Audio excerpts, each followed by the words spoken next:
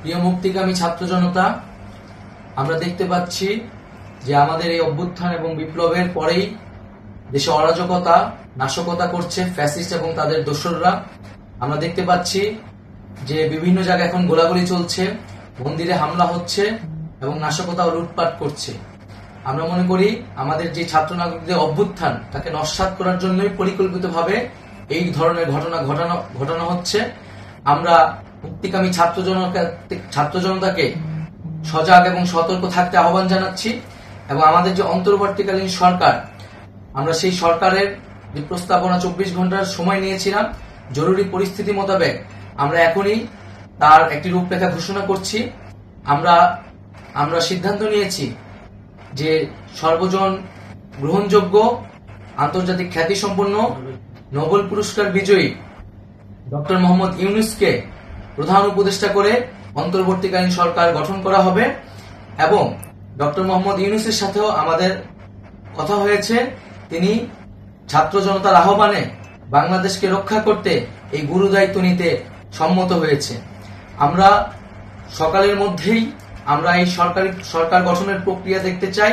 রাষ্ট্রপতির কাছে আহ্বান থাকবে যে দ্রুত সময়ের মধ্যে ডক্টর মোহাম্মদ ইউনূসকে প্রধান উপদেষ্টা করে অন্তর্বর্তীকালীন সরকার গঠন করা হোক এবং এই অন্তর্বর্তীকালীন সরকারের বাকি সদস্যদের নামও আমরা সকালের মধ্যে ঘোষণা করব।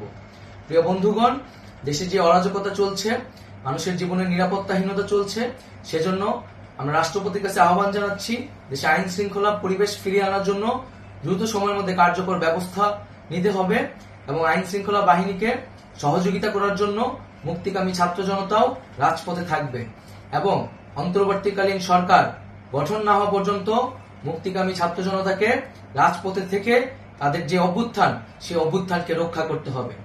প্রিয় বন্ধুগণ, আমরা রক্ত দিয়েছি, শহীদ হয়েছি।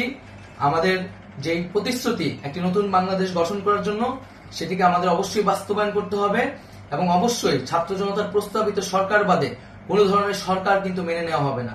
আমরা বলেছি কোনো ধরনের সেনা শাসিত সরকার অথবা সেনা সমর্থিত সরকার অথবা এই ফ্যাসিস্টদের দোসরদের কোনো বিটিম সরকার কিন্তু আমরা মেনে নিব না। কোনো গণবিরোধী সরকারকে মেনে নেওয়া হবে না। ছাত্র জনতার অভ্যুত্থানকারী যে প্রস্তাবিত সরকার, অন্তর্বর্তীকালীন সরকার, যেটা আমরা সিদ্ধান্ত উপনীত হয়েছি ডক্টর মোহাম্মদ ইউনূসকে প্রধান উপদেষ্টা করে এই সরকার গঠন করা হবে, সেই সরকারকেই বাস্তবায়ন করতে হবে অবিলম্বে। আগামীকাল সকাল থেকে সকলকে আহ্বান জানাচ্ছি রাজপথে থাকার জন্য এবং আমাদের যেই সাম্প্রদায়িক সম্প্রীতি এবং রাষ্ট্রীয় সম্পদ রক্ষা কমিটির ঘোষণা হয়েছে বৈষম্য বিরোধী ছাত্র আন্দোলনের নেতৃত্বে, সকল পাড়ায় পাড়ায় এলাকায় এলাকায় সেই কমিটি পাহারায় থাকবে। আমাদের সংখ্যালঘু কমিউনিটিকে আমাদের রক্ষা করতে হবে, রাষ্ট্রীয় সম্পদ এবং এই দেশকে রক্ষা করতে হবে আমাদের।